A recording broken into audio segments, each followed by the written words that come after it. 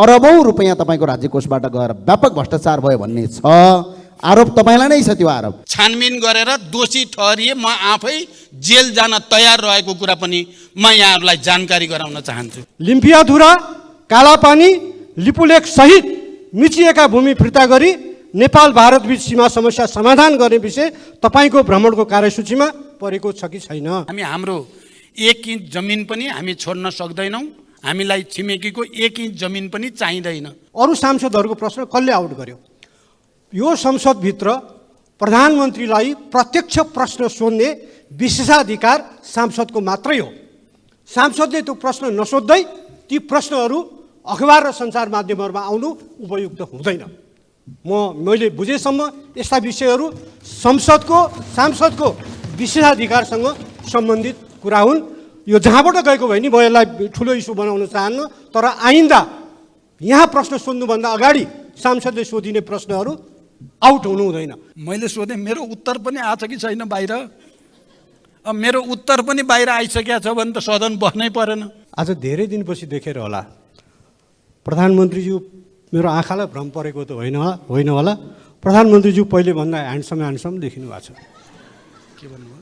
झन् दौरा सुरुवाल लाएर आउनु भएको छ, खाइलाग्दो पनि देखिनु भएको छ। कामना छ प्रधानमन्त्रीज्यू जति खाइलाग्दो देखिनु भएको छ, नेपाली जनता पनि छिटै नै त्यस्तै खाइलाग्दो देखिउन्। म धेरै खाइलाग्दो भएको छु जस्तो लागेको छैन। मेरो तौल चाहिँ घटिराखेको छ। देख्दाखेरि तपाईँले राम्रो देख्नुभएछ। तपाईँको आँखालाई पनि धन्यवाद। सम्मानित अदालतको फैसला स्वीकारेर हाम्रा नेता जेलमा बस्नुपर्ने, तर सरकारले सम्मान्य अदालतको फैसला नतिर्ने। रेशम चौधरीको विषयमा हामीले यस अगाडि पनि अध्यादेश ल्याएर भए नि उहाँलाई छुटाउने प्रयास हामीले गरेकै हो। अदालतबाट जे फैसला भए पनि छिटो फैसला होस् भन्नको निम्ति हामीले सबैतिर कुनै न कुनै रूपमा आवाज उठाएकै हो र अहिले टुङ्गिएको छ। अब यो विषयलाई कसरी समाधान गर्ने विषयमा हामी निकै गम्भीर छौँ। सस्तो, छिटो र भरपर्दो फाइबरनेट र आइपिटिभी भनेकै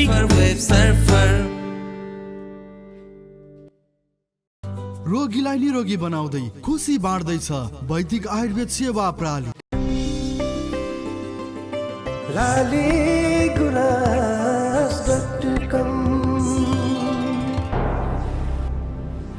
सबै खबर सबैका लागि। सम्माननीय सभामुख महोदय र सम्माननीय प्रधानमन्त्रीज्यूलाई विशेष गरी आज नेपाली पोसाकमा देखिनु भएकोमा तपाईँलाई धन्यवाद दिन चाहन्छु र साथसाथै भुटानी शरणार्थी केसमा तपाईँहरूले चालेको कदमप्रति हाम्रो साथ र समर्थन रहनेछ भन्ने कुरा पनि जनाउन चाहन्छु र साथसाथै आज प्रधानमन्त्रीज्यूलाई मेरो प्रश्न, हाम्रो पार्टीको तर्फबाट प्रश्न के छ भने सरकारी कर्मचारी विशेष गरेर सुरक्षाकर्मी प्रहरीहरू विगत 4 महिनादेखि तलब खान नपाएर उधारोमा काम गरिरहेछन्। यो समस्या समाधान गर्नका लागि प्रधानमन्त्रीले के कदम चाल्नुहुन्छ र कहिले चाल्नुहुन्छ? र अर्को प्रश्न चाहिँ मेरो के छ भने सम्माननीय प्रधानमन्त्रीलाई 8460 जना पूर्व माओवादी लडाकुका नाममा त्यतिखेर अरबौं रुपैयाँ राज्य कोषबाट गएको छ। तर ती 8460 जना लडाकु को हुन्, कहाँ छन्, उहाँहरूको नाम के हो, यसको कहीँ कतै पनि रेकर्ड आजसम्म देखा परेको छैन। र प्रधानमन्त्रीज्यूलाई एउटा अवगत गराउन चाहन्छु, स्वयं प्रधानमन्त्रीज्यूले 2064 सालमा एउटा भिडियो आयो।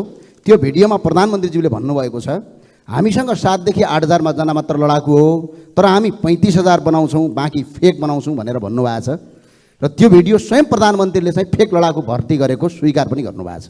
र साथसाथै म अहिले प्रधानमन्त्रीज्यूलाई अर्को के भन्न चाहन्छु भने त्यो 8460 जना लडाकुको नाममा विगत करिब 5 वर्षसम्म राज्य कोषबाट अरबौं रुपैयाँ तपाईँको राज्य कोषबाट गएर व्यापक भ्रष्टाचार भयो भन्ने छ आरोप तपाईँलाई नै छ। त्यो आरोप तपाईँलाई चाहिँ एउटा यसको यो आरोपलाई अन्त्य गर्नका लागि तपाईँले संसदको विशेष समिति गठन गरेर यसको छानबिन गर्न तपाईँ तयार हुनुहुन्छ?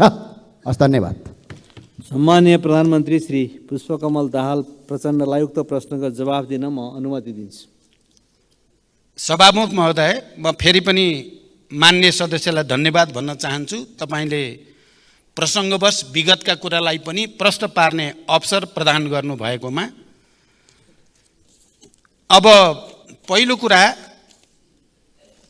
पूर्व माओवादी लडाकुलाई राज्य कोषबाट वितरण गरिएको रकममा व्यापक भ्रष्टाचार भयो भन्ने कुरा यो आरोपको निम्ति आरोप मात्रै हो भन्ने कुरा म बडो जोड दिएर भन्न चाहन्छु। किनकि त्यति बेला शान्ति सम्झौता भएर क्यान्टोनमेन्टमा पूर्व जनमुक्ति सेनालाई राख्ने निर्णय भइसकेपछि क्यान्टोनमेन्टको भौतिक पूर्वाधार र योद्धाहरूको रासन पानीको निम्ति भनेर राज्यबाट दिइएको रकम र त्यसको अडिट, त्यसको हिसाब किताब, त्यहाँ को थिए, कोले लिए भन्ने सबै रिकर्ड रहेको कुरा म मान्य सदस्यलाई जानकारी गराउन चाहन्छु। र त्यति बेला गिरिजाप्रसाद कोइराला प्रधानमन्त्री हुनुहुन्थ्यो अनि डाक्टर प्रकाश शरण महत अर्थमन्त्री हुनुहुन्थ्यो। उहाँहरू समेतको रामशरण महत, प्रकाश शरण होइन, प्रकाश शरण त अहिले हुनुहुन्छ, रामशरण महत अर्थमन्त्री हुनुहुन्थ्यो।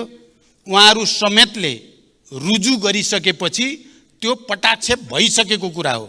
यसलाई अहिले राजनीतिक आग्रह र पूर्वाग्रहका साथ उठाउने गरिएको देख्दा म आफै आश्चर्यमा पर्ने गरेको छु।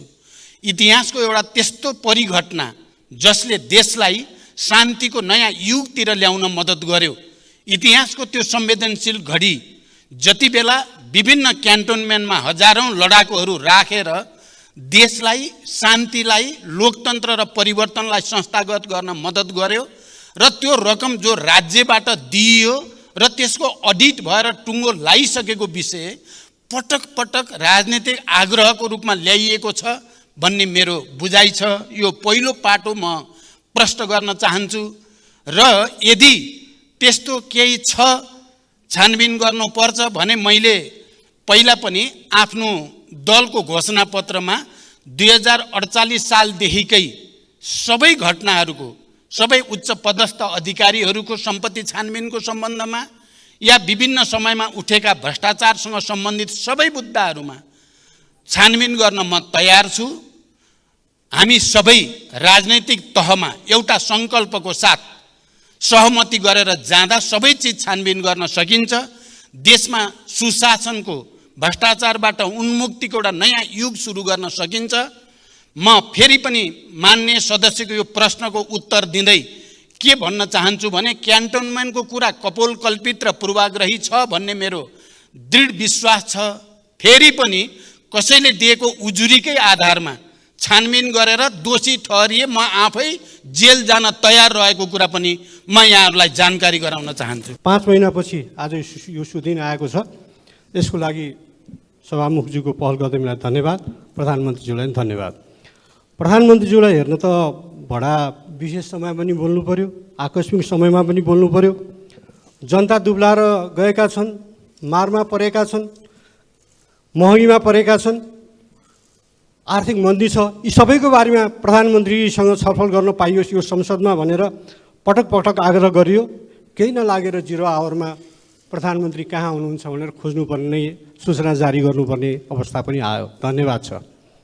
आज धेरै दिनपछि देखेर होला प्रधानमन्त्रीज्यू, मेरो आँखालाई भ्रम परेको त होइन होला, प्रधानमन्त्रीज्यू पहिलेभन्दा ह्यान्डसम देखिनु भएको छ। झन् दौरा सुरुवाल लाएर आउनु भएको छ, खाइलाग्दो पनि देखिनु भएको छ। कामना छ प्रधानमन्त्रीज्यू जति खाइलाग्दो देखिनु भएको छ, नेपाली जनता पनि छिटै नै त्यस्तै खाइलाग्दो देखिउन्। म अब आफ्नो प्रश्नतिर जान चाहन्छु सभामुख महोदय। तर प्रश्न सोध्नुभन्दा अगाडि म अर्को एउटा प्रश्न गर्न चाहन्छु। यो प्रश्न कसले आउट गर्यो? मेरो प्रश्न, अरू सांसदहरूको प्रश्न कसले आउट गर्यो? यो संसदभित्र प्रधानमन्त्रीलाई प्रत्यक्ष प्रश्न सोध्ने विशेषाधिकार सांसदको मात्रै हो। सांसदले त्यो प्रश्न नसोध्दै ती प्रश्नहरू अखबार र सञ्चार माध्यमहरूमा आउनु उपयुक्त हुँदैन।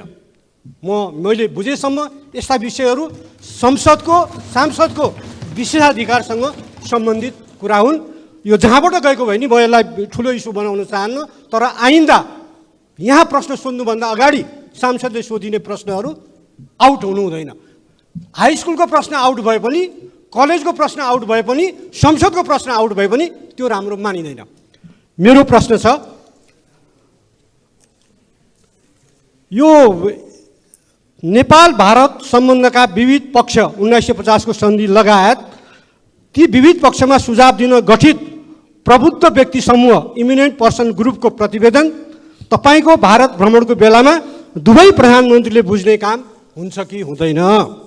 यदि भारत भ्रमणको बेलामा बुझ्ने काम भएन भने यो प्रतिवेदन तपाईँले नेपाल फर्केपछि कहिले बुझ्नुहुन्छ? लिम्पियाधुरा, कालापानी, लिपुलेख सहित मिचिएका भूमि फिर्ता गरी नेपाल भारत बीच सीमा समस्या समाधान गर्ने विषय तपाईँको भ्रमणको कार्यसूचीमा परेको छ कि छैन? धन्यवाद। सम्माननीय प्रधानमन्त्रीलाई उक्त प्रश्नको जवाफ दिन अनुमति दिन्छु। सभामुख महोदय, मान्य सदस्यले मेरो अलि धेरै नै प्रशंसा भनौँ कि व्यङ्ग के भन्ने हो, त्यसको लागि धन्यवाद। म धेरै खाइलाग्दो भएको छु जस्तो लागेको छैन। मेरो तौल चाहिँ घटिराखेको छ, देख्दाखेरि तपाईँले राम्रो देख्नुभएछ। तपाईँको आँखालाई पनि धन्यवाद। अब अर्को चाहिँ मान्य सदस्यले बडो मार्मिक ढङ्गले राख्नुभयो।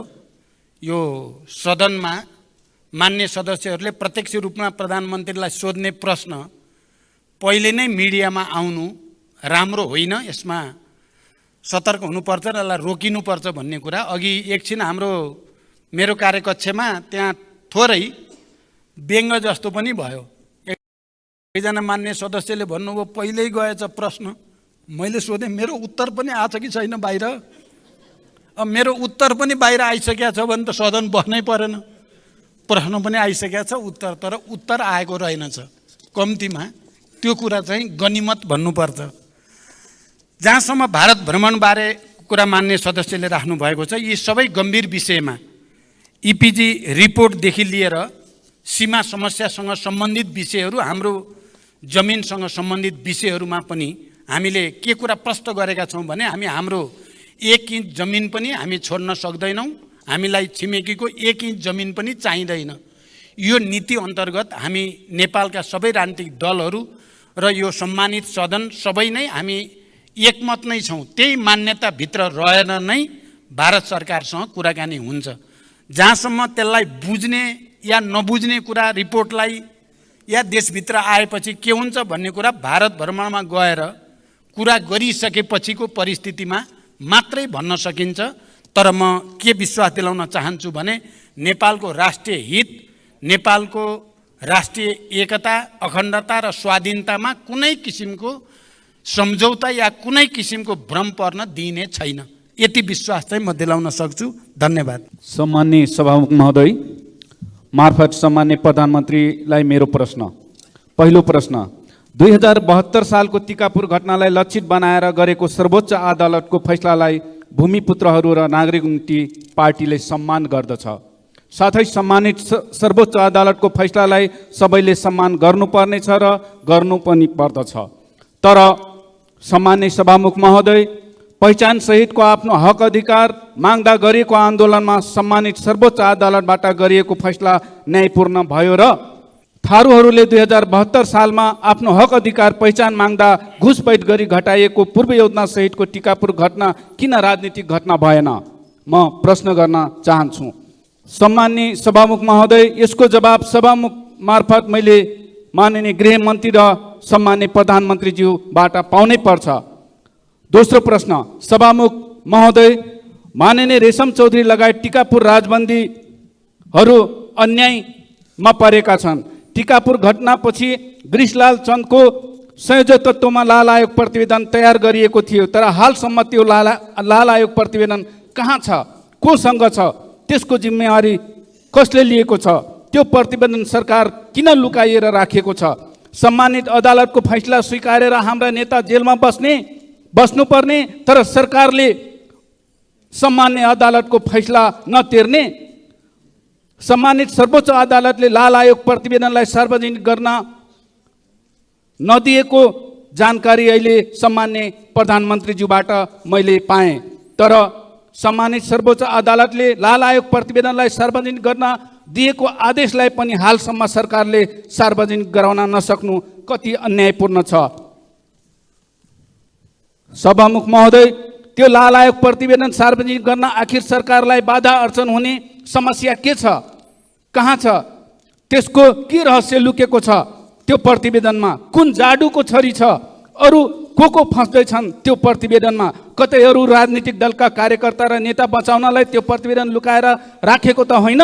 सभामुख महोदय, म सभामुख महोदय मार्फत आज प्रधानमन्त्रीज्यूलाई प्रश्न गर्न चाहे, लालायक प्रतिवेदन सार्वजनिक गर्न किन सरकार डराइरहेको छ?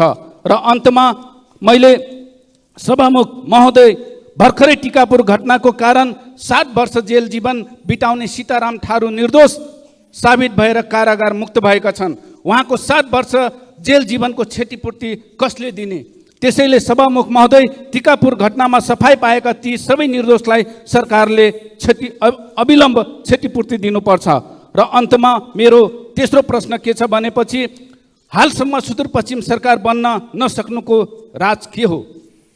सभामुख महोदय मार्फत म प्रधानमन्त्रीज्यूलाई, सामान्य प्रधानमन्त्रीज्यूलाई प्रश्न गर्न चाहे। सरकार बनेको 5 महिना पुग्दैछ, हालसम्म सुदूरपश्चिम सरकार बनाउन नसक्ने सरकार के कारणले बन्न सकेको छैन? धन्यवाद। सम्माननीय प्रधानमन्त्रीज्यूलाई उक्त प्रश्नको जवाफ दिन अनुमति दिन्छु। सभामुख महोदय, मान्य सदस्यले एउटा प्रश्नको ठाउँमा 4-5 वटा प्रश्न जोडेर गर्नुभयो, केही छैन, ठिक छ।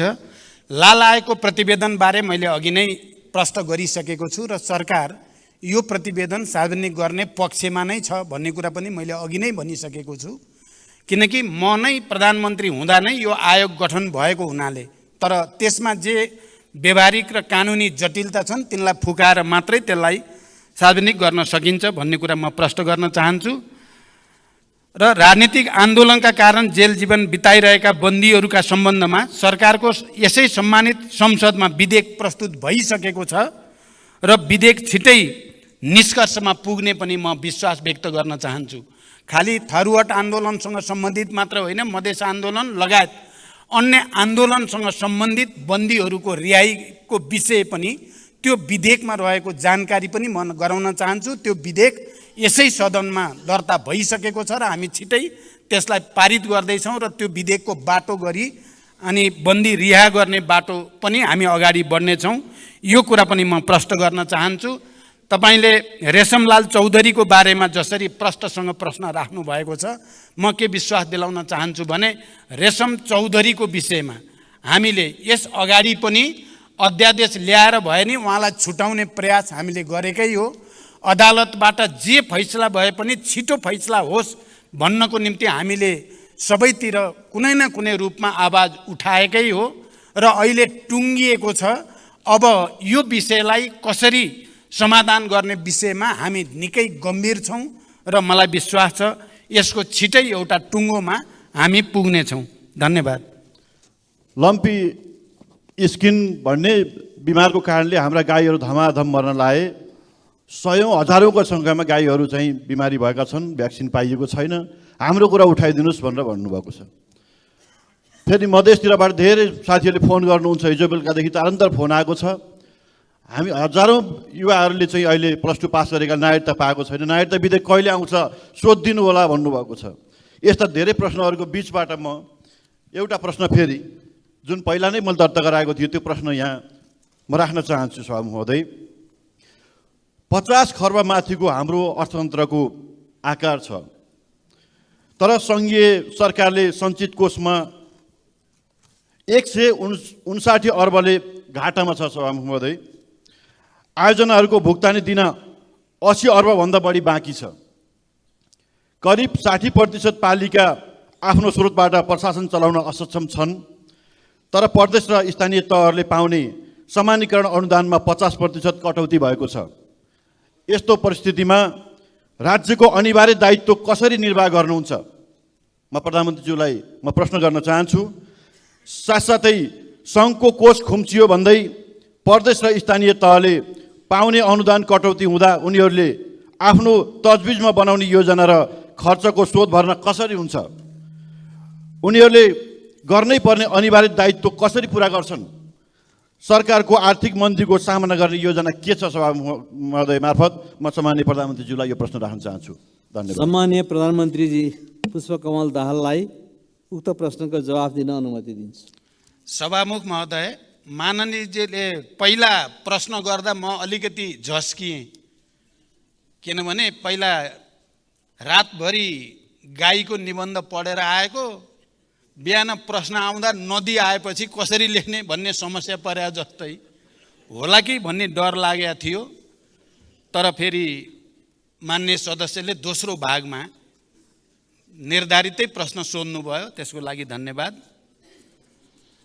72 सालको महाभूकम्प, कोभिड-19 को प्रभाव, अन्तर्राष्ट्रिय आर्थिक मन्दी लगायतका कारणबाट देशको अर्थतन्त्रको समग्र मागमा ह्रास आएको कुरा हामी सबैलाई ज्ञात नै छ। तरलताको सङ्कुचन हुनुको साथै घट्दो दरमा राजस्व परिचालन भएको र पुँजीगत खर्चमा अपेक्षित सुधार हुन नसकेको अवस्था पनि हामी सबैलाई जानकारी नै छ। अर्थतन्त्रका यस्ता चुनौतीहरूलाई सम्बोधन गर्न वित्तीय, मौद्रिक र क्षेत्रगत नीति तथा कार्यक्रमहरूमा आवश्यक सुधार गरी समष्टिगत आर्थिक स्थायित्व कायम गर्न सरकार प्रयत्नशील रहेको छ। विदेशी लगानीलाई प्राथमिकता दिँदै सरकार र निजी क्षेत्रको साझेदारीमा उत्पादन र उत्पादकत्व अभिवृद्धि गरी रोजगारी सृजना गर्ने खालका कार्यक्रमहरू सरकारको प्राथमिकतामा रहेका छन्। सरकारी खर्चमा मितव्ययिता कायम गरी फजुल खर्चको नियन्त्रण गरिएको छ। सरकारले राजस्व प्रशासनलाई थप सुदृढ र चुस्त बनाउँदै राजस्वको दायरा विस्तार गर्ने र राजस्व चुहावट, राष्ट्रिय पुँजी पलायन, अवैध कारोबारलाई कडाइका साथ नियन्त्रण गर्ने नीति सरकारले लिएको छ। सरकारका यी नीतिहरूको सकारात्मक प्रभावका सङ्केतहरू पनि सबैले देख्ने गरी आएकै छन्। विदेशी लगानीलाई प्रोत्साहन र स्वदेशी उद्योगलाई संरक्षण गरी आर्थिक भार कम गर्ने नीति सरकारको रहेको कुरा पनि म जानकारी गराउन चाहन्छु। यसका साथै वित्तीय संघीयताको प्रभावकारी कार्यान्वयन गरी खर्चको आवश्यकता र राजस्व क्षमताको आधारमा वित्तीय हस्तान्तरणको कार्यक्रमलाई सुदृढ गर्दै लगिनेछ। प्रदेश र स्थानीय सरकारको राजस्वको क्षमता वृद्धि गर्ने, करको दायरा वृद्धि गरी सक्षम र आत्मनिर्भर बनाउने कार्यक्रम पनि रहेको जानकारी गराउन चाहन्छु। धन्यवाद। अर्का प्रश्नकर्ता मान्य सदस्य श्री पूर्णबहादुर घरतीलाई म प्रधानमन्त्रीजीसँग प्रश्न सोध्न अनुमति दिन्छु। समय र अवसरका लागि सामान्य सभामुखलाई धन्यवाद। सामान्य प्रधानमन्त्रीज्यू, विरोध शान्ति सम्झौताको महत्त्वपूर्ण पाटो बेपत्ता पारिएका व्यक्तिहरूको छानबिन, सत्य निरूपण तथा मेलमिलाप सम्बन्धी कार्य शान्ति प्रक्रियाको 18 वर्षसम्म पनि कार्यान्वयन हुन सकिराखेको छैन। द्वन्द्वकालीन मुद्दाहरूलाई शान्ति सम्झौताको मर्मअनुसार समाधान गर्ने भन्दा पनि तत्कालीन विद्रोही पक्ष यानि कि माओवादीलाई फौजदारी अभियोग सम्बन्धी मुद्दाहरूद्वारा तह लगाउने आशयका अभिव्यक्ति र क्रियाकलापहरू सदनभित्र र बाहिर भइराखेका छन्। तपाईँ विरोध शान्ति सम्झौताको हस्ताक्षरकर्ता एवं तत्कालीन विद्रोही पक्षको सर्वोच्च कमान्डर हुनुहुन्छ। हाल तपाईँको नेतृत्वमा रहेको सरकारले यसको समाधानका लागि भए गरेका प्रयासहरू र जटिलताहरू के हुन् र कहिलेसम्म समाधान हुन्छ? धन्यवाद। सम्माननीय प्रधानमन्त्रीलाई उक्त प्रश्नको जवाफ दिन अनुमति दिन्छु। सभामुख महोदय, शान्ति प्रक्रिया र सङ्क्रमणकालीन न्याय सम्बन्धी सबै बाँकी कामहरू बृहत शान्ति सम्झौताको मर्म र भावना अनुसार समाधान गर्न सरकार दृढ र प्रयत्नशील छ। बेपत्ता पारिएका व्यक्तिको छानबिन आयोग र सत्य निरूपण तथा मेलमिलाप आयोगको सिफारिस समेतका आधारमा जनयुद्ध र जनआन्दोलनका घाइते र अपाङ्गता भएका व्यक्तिको पुनर्स्थापना र परिपूरणको कार्यलाई प्राथमिकताका साथ अगाडि बढाइनेछ र यसै सदनमा रहेको बेपत्ता पारिएका व्यक्तिको छानबिन र दुवै आयोग सम्बन्धी विधेयक संशोधन प्रक्रियामा छ र मैले सरकारको तर्फबाट यो विषयमा बृहत राजनीतिक सहमतिको निम्ति निरन्तर प्रयास गरेको कुरा पनि म यहाँ जानकारी गराउन चाहन्छु। किनकि विस्तृत शान्ति सम्झौतासँग सम्बन्धित र संविधान सभा र सङ्घीय लोकतान्त्रिक गणतन्त्र स्थापनासम्म आउँदा जे जति परिवर्तन भएका छन् त्यसमा सहमत सबै राजनीतिक सहयात्रीहरूको सहमतिबाट नै यो विधेयकलाई पारित गर्ने र अनि शान्ति प्रक्रियाका बाँकी कामलाई छिटोभन्दा छिटो पुरा गर्न सरकार दृढ सङ्कल्पित रहेको म जानकारी गराउन चाहन्छु। जगन्य एउटा कुरा म आज यस सम्मानित सदनलाई के कुरा पनि स्मरण गराउन चाहन्छु भने जति बेला विस्तृत शान्ति सम्झौता भयो र यसै हलमा हामीले 7 राजनीतिक दलको तर्फबाट दिवंगत गिरिजाप्रसाद कोइरालाले र तत्कालीन विद्रोही पक्षको तर्फबाट मैले हस्ताक्षर गर्दै गर्दा हाम्रो एउटा बहस भएको थियो। हामीले विस्तृत शान्ति सम्झौता गरिसकेपछि र त्यो विस्तृत शान्ति सम्झौतालाई अन्तरिम संविधानको अङ्ग पनि बनाइसकिएपछि अब यो बेपत्ता छानबिन गर्ने कुरा या सत्य निरूपण र मेलमिलाप कायम गर्ने कुरालाई एकैचोटि सकिनुपर्छ भन्ने बहस पनि त्यति बेला भएको थियो 7 राजनीतिक दल र तत्कालीन विद्रोही पक्षको बीचमा। अझ मुख्यतः नेपाली कांग्रेसका सभापति तथा तत्कालीन प्रधानमन्त्री गिरिजाप्रसाद कोइरालाले यो समस्यालाई बाँकी राखिराख्नु उचित हुँदैन भन्ने धारणा राख्नुहुन्थ्यो र उहाँले पटक मलाई सुझाव दिने गर्नुहुन्थ्यो कि हामीले यसलाई फर्गिभ एन्ड फर्गेट गरौँ। अब जे भयो भयो, हामी अब शान्ति सम्झौतामा आइसकेपछि फेरि छानबिन गर्ने, दोषीलाई कारबाही गर्ने कुरातिर लाग्दा त्यसले शान्ति प्रक्रियामा नै अप्ठ्यारो आउन सक्छ भन्ने गर्नुहुन्थ्यो। मैले विद्रोहीको एक हस्ताक्षरकर्ताको नाताले मैले त्यसो गर्न हुँदैन भन्ने गर्दथेँ र जघन्य अपराधमा संलग्नलाई कुनै पनि प्रकारको उन्मुक्ति नदिने प्रतिबद्धता सहित मैले दिवंगत गिरिजाप्रसाद कोइराला आदरणीय नेतालाई त्यसको निम्ति कन्भिन्स गरेको थिएँ। म आज यो सम्मानित सदनलाई यो जानकारी होस् भनेर म यो कुरा प्रश्न गर्न चाहन्छु। द्वन्द्वकालीन विषयका मुद्दाहरूमा सबै राजनीतिक दलहरू एकै ठाउँमा उभि उचित निष्कर्षमा पुर्याउन पनि म यो सम्मानित सदनसँग अनुरोध गर्न चाहन्छु र म यो पनि जानकारी गराउन चाहन्छु कि धेरै मेहनत गरेर अहिले यो विधेयक जो यहाँ विचाराधीन छ त्यसमा राजनैतिक सहमति बनाउने निकै ठुलो प्रयास सहित प्रमुख राजनीतिक दलहरूको बीचमा एक किसिमको समझदारी, यसलाई सहमतिबाट टुङ्ग्याउने समझदारी भएको जानकारी पनि म गराउन चाहन्छु। धन्यवाद।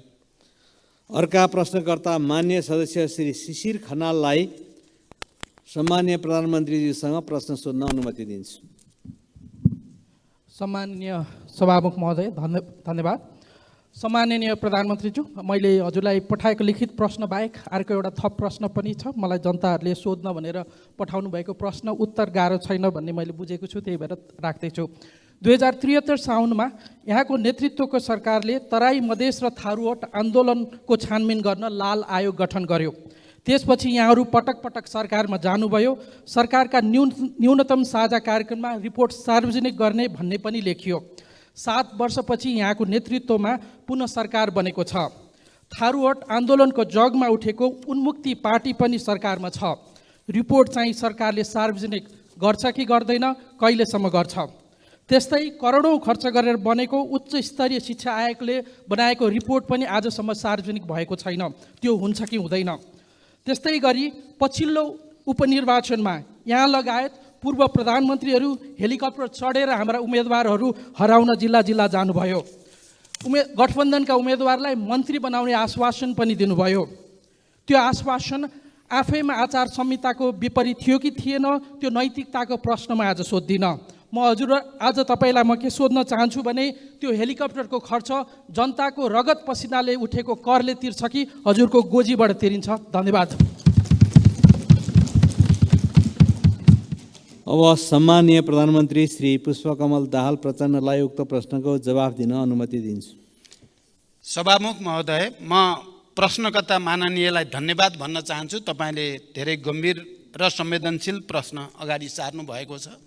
यो कुरा साँचो हो कि म दोस्रो पटक प्रधानमन्त्री हुँदा थारूवट आन्दोलन र मधेस आन्दोलनसँग सम्बन्धित विषयहरूमा छानबिन गरेर रिपोर्ट पेश गर्नको लागि लाल आयोग गठन भएको कुरा साँचो हो र त्यो आयोगको प्रतिवेदन सार्वजनिक हुनुपर्दछ भन्ने भित्र पर्छु म पनि। त्यो प्रतिवेदन सार्वजनिक गरिनुपर्छ भन्ने भित्र पर्छु, तर त्यसलाई कुन रूपमा कसरी सार्वजनिक गर्ने भन्ने विषयमा छलफल हुँदै गर्दा सूचना आयोगले सर्वोच्च अदालतमा त्यो विषयमा मुद्दा दिएपछि सर्वोच्च अदालतले हाल त्यो प्रतिवेदन प्रकाशित नगर्नु भन्ने फैसला गरेको जानकारी म यहाँहरूलाई गराउन चाहन्छु। र हामी अहिले पनि त्यो सर्वोच्च अदालतको फैसलालाई कुनै किसिमले पुनरावेदन गरेर त्यसलाई खुला गरेपछि त्यो लाल आयोगको प्रतिवेदन सार्वजनिक गर्नुपर्दछ भन्ने मेरो मान्यता छ।